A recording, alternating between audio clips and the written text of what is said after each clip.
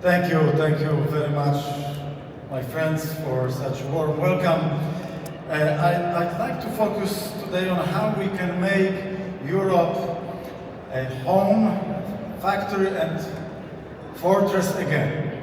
But before I immerse in this major topic, in my main topic, I would like to make two comments. First, I would like to thank my friend Viktor Orban for organizing this meeting and for Budapest being a city of free speech, city of free expression.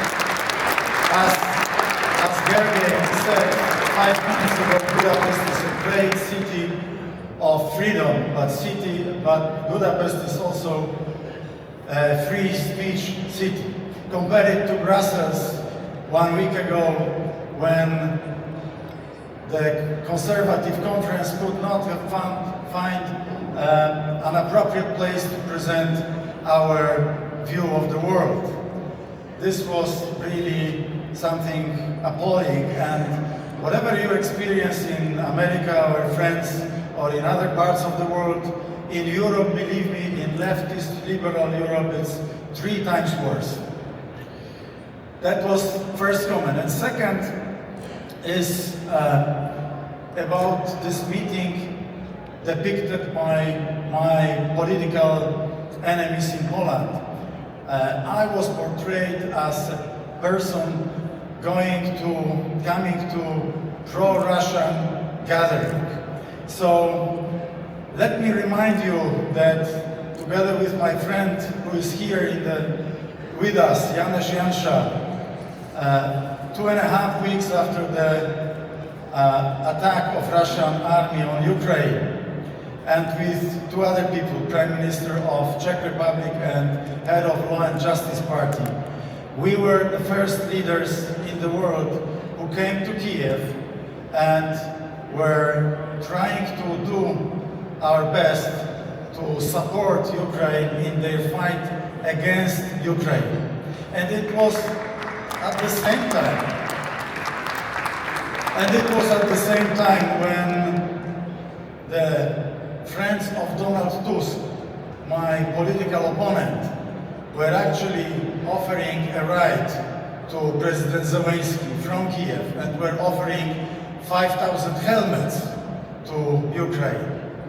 And you can imagine what would have happened if advices like Donald Tusk's friends were actually accepted. Back then, we would have been living in a completely different world, and Russian army would be at our border, and I think we would be living in a much worse world. So I will revert back to this very topic about serious mistakes which were made by leftist and liberal governments in Europe, which led to this war in Ukraine in a second, but now I will start with my major topic. I called it the impossible trinity. To achieve our strategic goals, we have to look at our financial constraints. Ideas are important, but to realize our ideas, to actually implement our ideas, we have to have money. And we know how to dream, and now we need to learn to make dreams come true. On a more strategic level, we have those 3 major objectives to maintain or to nurture, to support in Europe.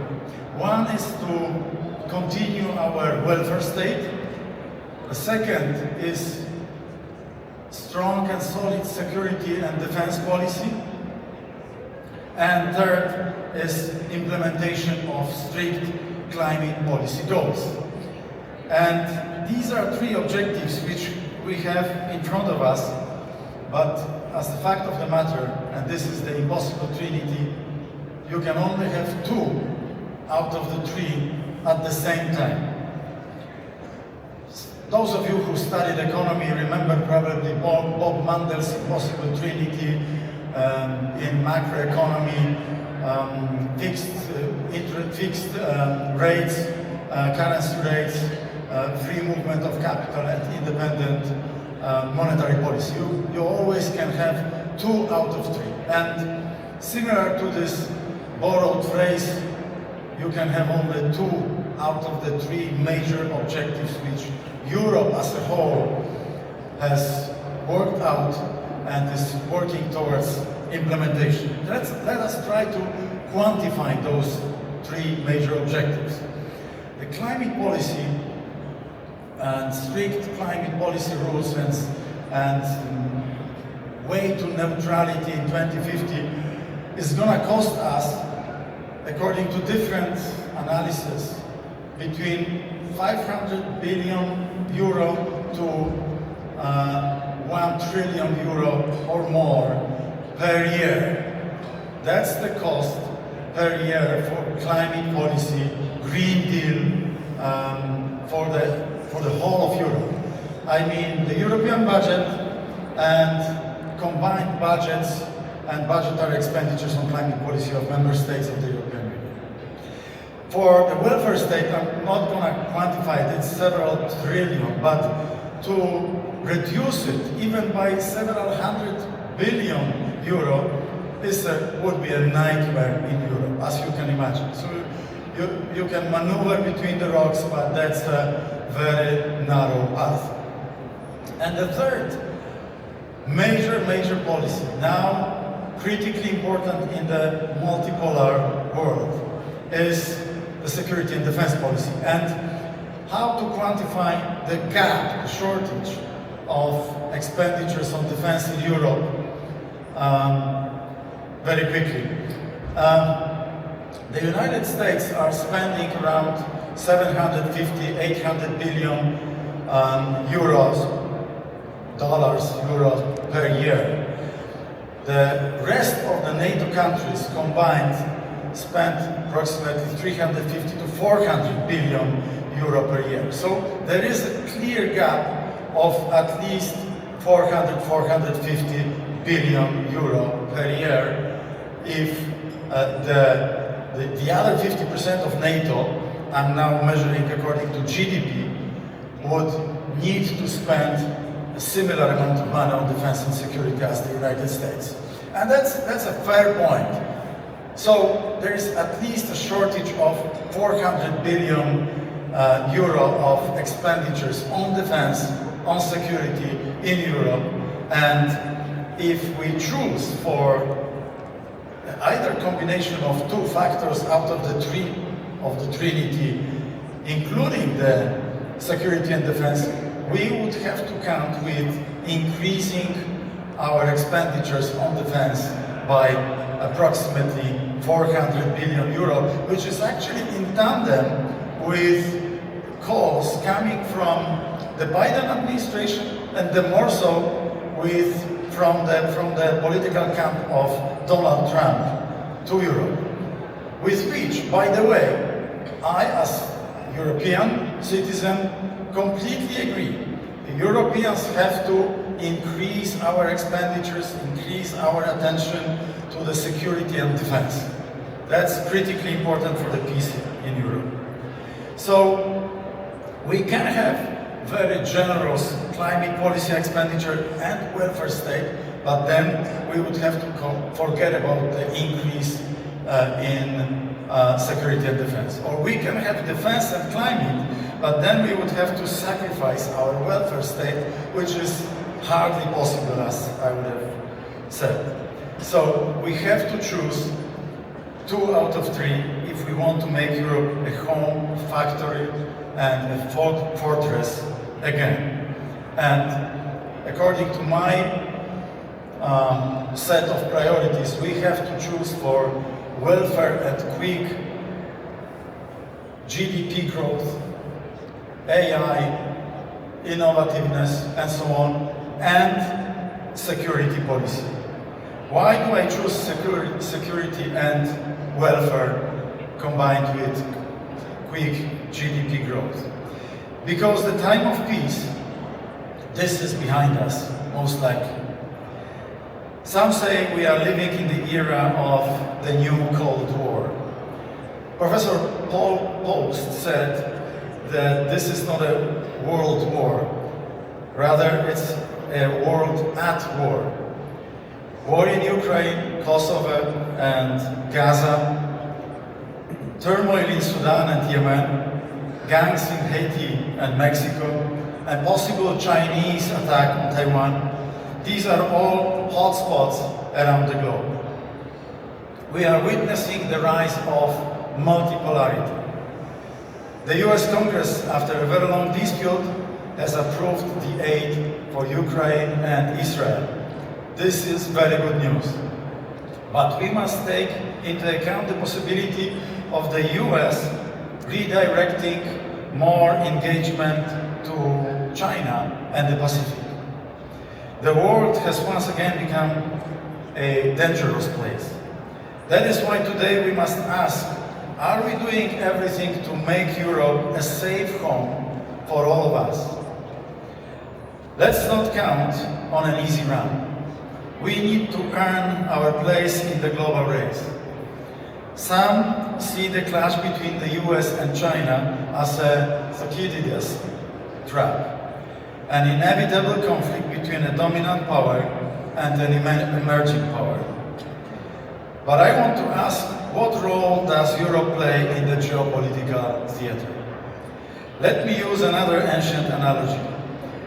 Europe, especially the European Union, is beginning to resemble Rome just before its fall. The Roman Empire struggled with plague, and we also struggled with pandemic. The Roman Empire was destabilized by the migration period, and we are also witnessing the new great migration of peoples. And by the way, let me tell you that what I witnessed, that if not for Viktor Orban's very brave and decisive stance in 2016, 17 and 18, we would have been already in the middle of the mess of the illegal migration chaos.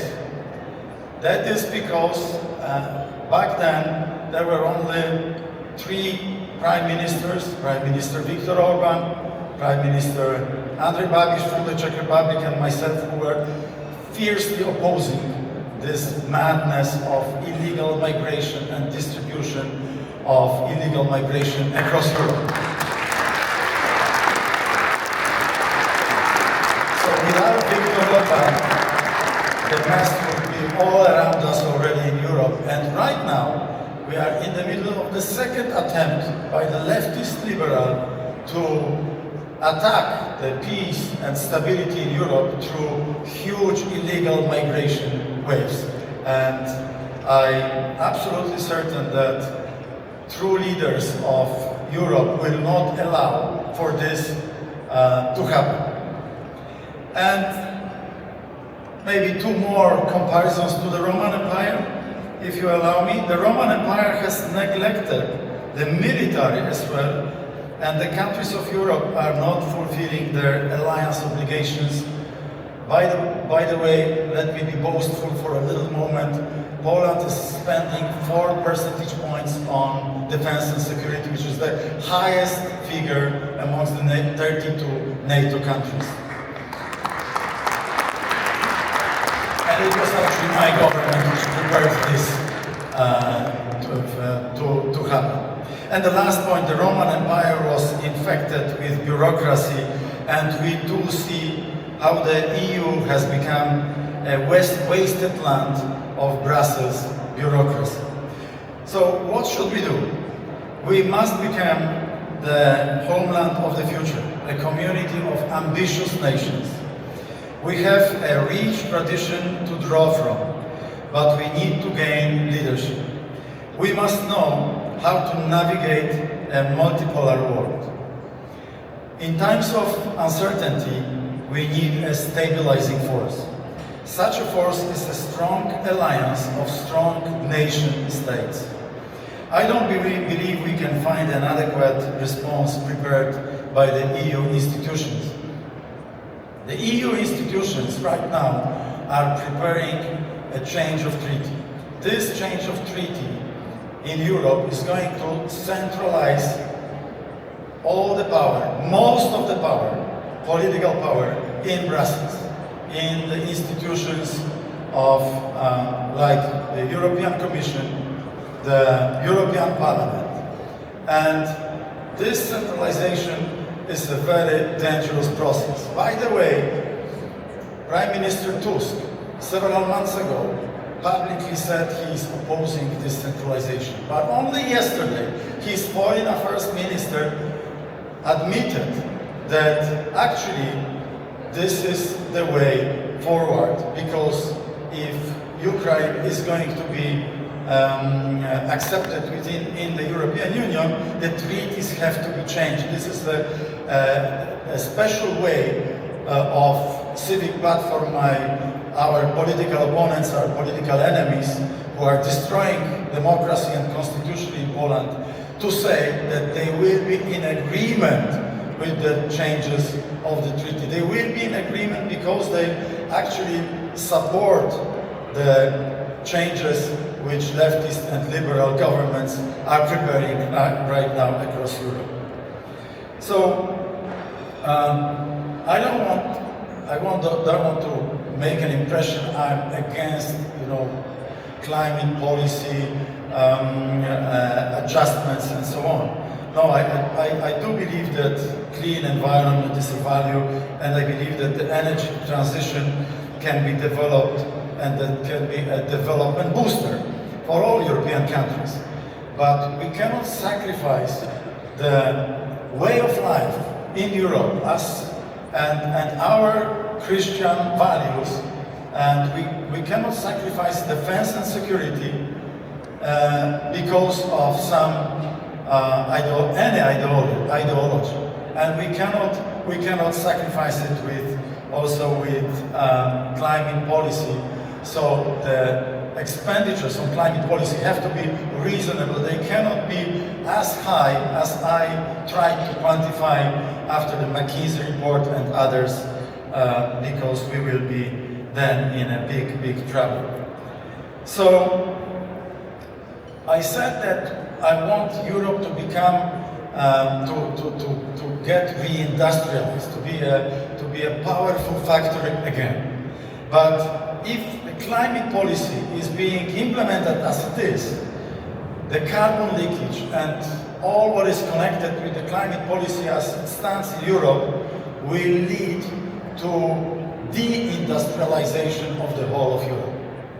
And deindustrialization means diminishing our chances to be at a competitive edge in this global race in technology.